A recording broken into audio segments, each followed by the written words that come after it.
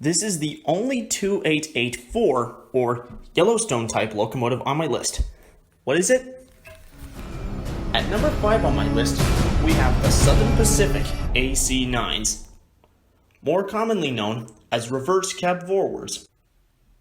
The Southern Pacific's AC class cab forwards, which were 4882 locomotives or reverse Yellowstones, were very successful locomotives on the railroad. But additionally, the Southern Pacific wanted a locomotive that could work in the southern portion of the region, specifically in New Mexico, Texas, and Arizona.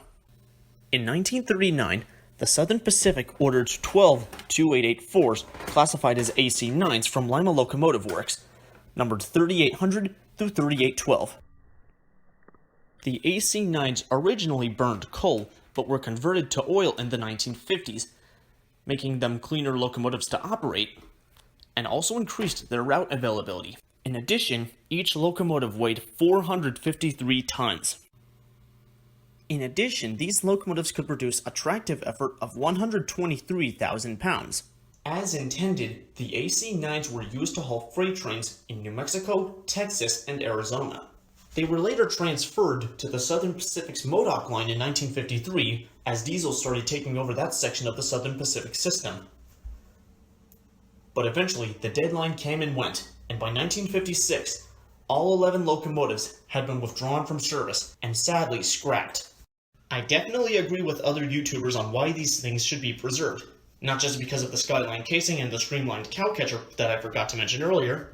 It's also because Yellowstones in general are also some of the rarest species of steam locomotives to ever exist. All that remains of the Southern Pacific's entire AC class is AC-12 cab forward number 4294. 4294 is now on display at the California State Railroad Museum in San Francisco. It is also the only surviving cab forward locomotive in the world, so fortunately, the AC-9's lineage is not gone forever. At number 4 on our list is probably another design that's going to make you guys freak out. The Clinchfield Heavy Challengers. And I can hear you people freaking out about Union Pacific Heavy Challengers 3977 and 3985 that are now around today. However though, there is actually a bit of a difference between the Clinchfield and Union Pacific Heavy Challengers. Most notably, the Clinchfield Challengers had single smokestacks, while the UP locomotives had twin smokestacks. To understand this concept, you'll firstly need to understand the production of the Union Pacific Challengers. In 1942, just a year after the designing and birth of the Union Pacific's 4884 Big Boys, the railroad's locomotive designer, Otto Jobelmann, additionally created a second breed of Challengers, which shared the same looks as the Big Boys. The Union Pacific ordered 3 batches of Challengers from 1942 to 1944, with the numbering being a bit slapdash. 1943 was the year that Union Pacific ordered its second batch of Challengers. This was the very batch of Challengers that 3977 and 3985 were a part of. While the first and third batches consisted of 20 locomotives each, the second batch was supposed to consist of 31 locomotives, numbered 3970 through 3999. Unfortunately, only 25, numbered 3977 through 3999, ended up on the Union Pacific. What happened to the other 6? These unlucky 6 were rerouted to the Denver and Rio Grande Western Railroad by the War Production Board. These 6 never saw service on the Union Pacific and never carried Union Pacific numbers. The Denver and Rio Grande Western had these 6 numbered 3800 through 3805.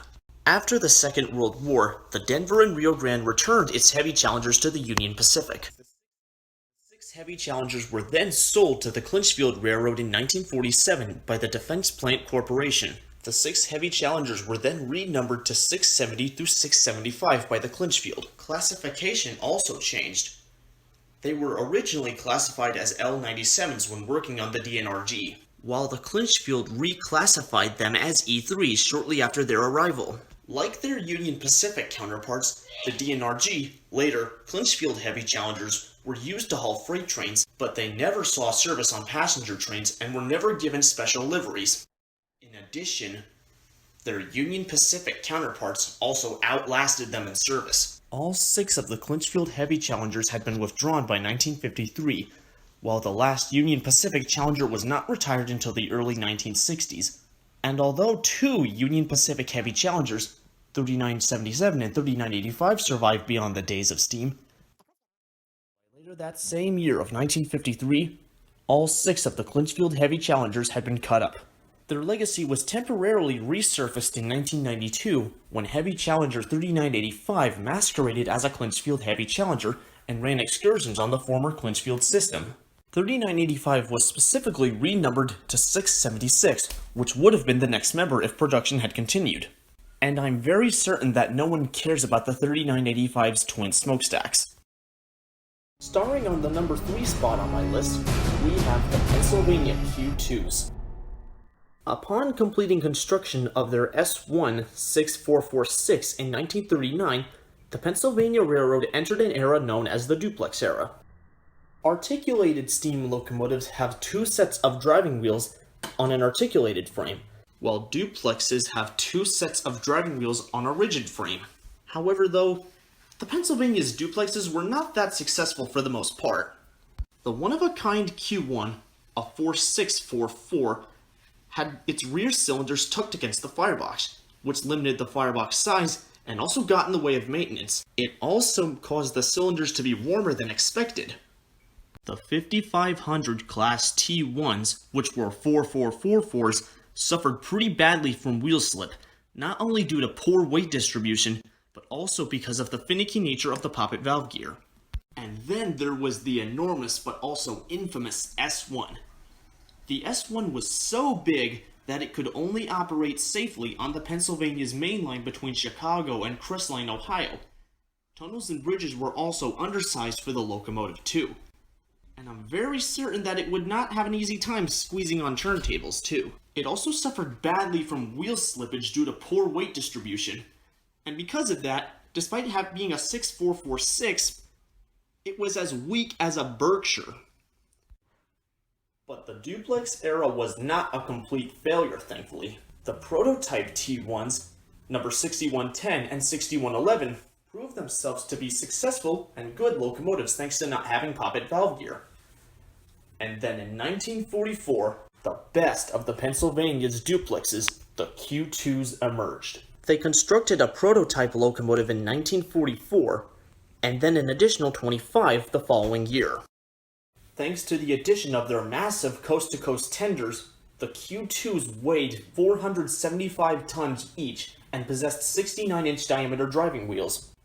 But their most impressive feature is their power output, which is still to this day the highest ever recorded for a steam locomotive. 79,000 horsepower, which is enormous for a locomotive with only 10 driving wheels. In addition, they could produce 100,000 pounds of tractive effort and 115,000 pounds with a booster engine. And because of this, they could easily haul a 125-car freight train at 50 miles per hour without struggling, making them the Pennsylvania's perfect match for the Union Pacific big boys. But of course, nothing is flawless. Unlike the T1s, the Q2s could not traverse the entire Pennsylvania system, but at least they could traverse more than the S1 could. But an even bigger problem arose. Compared to the Pennsylvania's J1 class 210-4s, the Q2s were more expensive to operate and maintain, and because of this, they seemed a bit unnecessary. This unfortunate problem spelled their doom in 1951, when the Pennsylvania retired all of them, and by later that same year, all of them had been cut up. And like the Y6Bs, the scrapping of the Q2s was a complete disaster in railroad history because these things were so good in real life. So good, in fact, that preserving one is completely unregrettable. Being able to produce 79,000 horsepower would have made a Q2 the perfect sole survivor of the Pennsylvania duplex era. Number 2. The Père Marquette Mikado types. In the 1910s, The newly developed 282 or Mikado type was one of the most popular freight locomotives in the United States, and being used by a variety of different American railroads. Mikados are also one of the most numerously preserved steam locomotives in the United States. Such examples include Frisco 4018, Southern 4501, Nickel Plate 587, and Grand Canyon No. 4960. Mikados could be found on almost any American railroad. As for the Père Marquette, they had a total of 99 Mikados built from 1913 to 1927 and divided into 4 subclasses: MKs, MK1s, MK2s, and MK6s. However, their lineage is all over the place. Out of 99 locomotives, only 20 of them were ever built for the Père Marquette in the first place. The other 79 were acquired from 1920 to 1929 from railroads like the Indiana Harbor Belt, Wabash, Erie, and the New York Central. This screenshot here of the roster should explain the rest. Being Mikados, they were used for hauling freight trains, and being Père Marquette locomotives, they were used to haul freight trains mostly in the state of Michigan once being acquired by the Père Marquette. They also brought a striking resemblance to the Nickel Plate's 282s.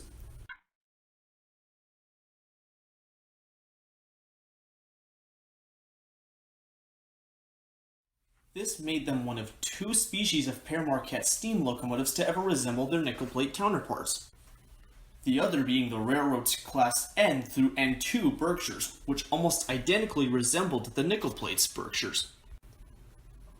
After the Père Marquette was acquired by the Chesapeake and Ohio in 1947, the 282s were reclassified as K5s, K6s, and K8s, and were also re-lettered as C&O locomotives. The C&O is where they ended up spending the rest of their careers. The C&O started scrapping their Père Marquette Mikados in 1949, and by 1955, none remained in existence. Although we have plenty of Mikados still remaining in the United States and Canada, it would have been nice to have a Père Marquette Mikado around too, considering the fact that only 2 Père Marquette steam locomotives remain in existence, both of which being Berkshires. It's also how they resembled the Nickel Plate Berkshires really well, and they really would have been a really good running mate to Nickel Plate 587. I would like to share a few honorable mentions before revealing my number 1 pick. Such mentions may include locomotives that I never thought about in the first place, locomotives I could not find a lot of info on, or locomotives that other YouTubers have already covered before.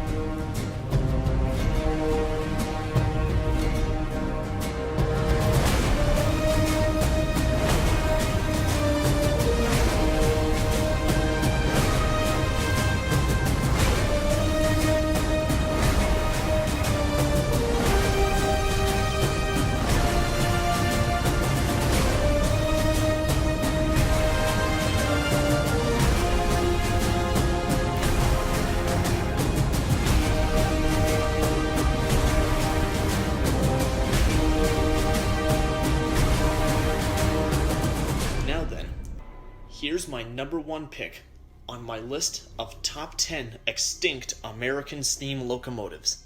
This class of locomotives has a close relationship to one of my 6 favorite attractions at the Museum of Transportation in St. Louis, Missouri, and put diversity into a very unique class of steam locomotives that no one would think of. Now then, my number 1 pick is... It might make you scream. The Western Pacific GS64s.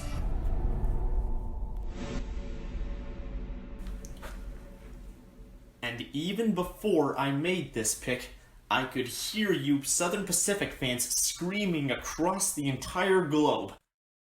That screaming being about GS6 number 4460, which is preserved at the Museum of Transportation in St. Louis, Missouri. Heck, I even got to see 4460 during my trip to St. Louis, and it was one of my favorite parts of my trip to St. Louis. But in order to understand this class, you'll need to understand the history of Southern Pacific's GS6 locomotives.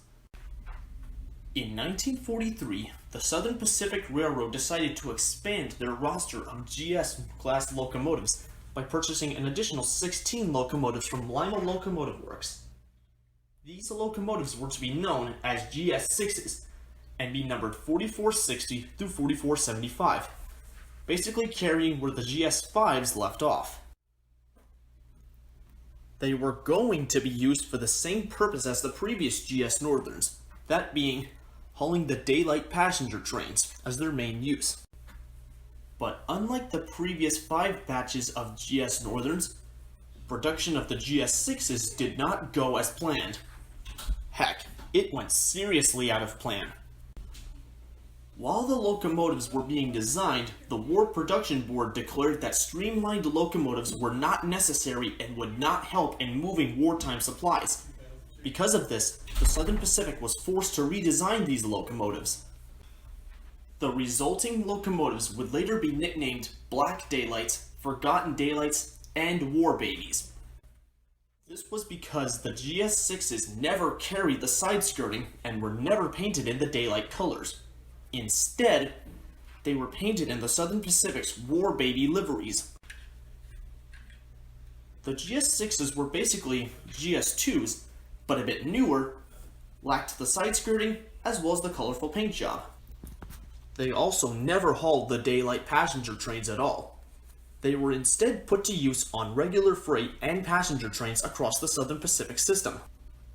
Now, I already said that the Southern Pacific had planned to have 16 locomotives, numbered 4460 through 4465.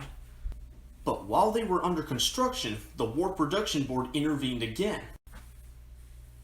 In the end, only the first 10 locomotives, numbered 4460 through 4469, were delivered to the Southern Pacific. The other 6, which were supposed to be numbered 4470 through 4475, were rerouted to the Western Pacific Railroad as it was experiencing a lack in motive power. Instead of being classified as GS6s and numbered as 4470 through 4475 by the Southern Pacific, these locomotives were instead numbered 481 through 486 and classified as GS64s by the Western Pacific. Like their Southern Pacific counterparts, the GS64s were painted black and used for hauling regular passenger trains and freight trains while never seeing service on special passenger trains. Their differences, of course, being their territories and paint jobs. Telling them apart from their Southern Pacific counterparts became easier when the Western Pacific eventually had all 6 of them fitted with elephant-eared smoke deflectors. And because of this, I refer to them as elephant-eared daylights. But just like the Clinchfield Challengers, these elephant-eared daylights were outlasted by their original counterparts. The WP had already dieselized by 1953. 3 GS64s were then returned to the Southern Pacific to be used as donor locomotives, while the other 3 remained in service on the WP. The remaining 3 had been completely retired by 1958, and although SP GS6 4460 survived beyond the days of steam, all 6 of the Western Pacific GS64s were scrapped by 1958, leaving only the tender of number 484 behind.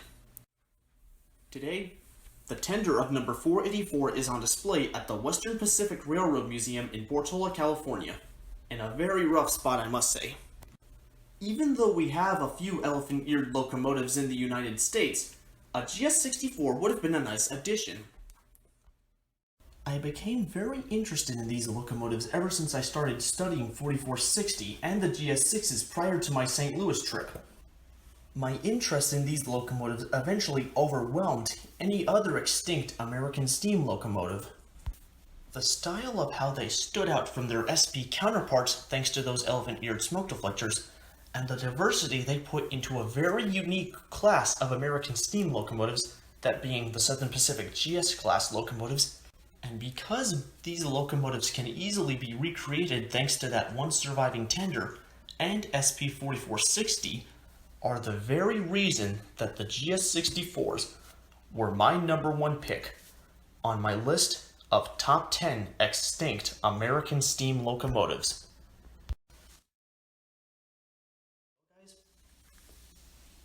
I hope you enjoyed this video. I hope some of you at least agreed with some of my picks, including my #1 pick. If you didn't, that's fine. I understand. I could see it coming.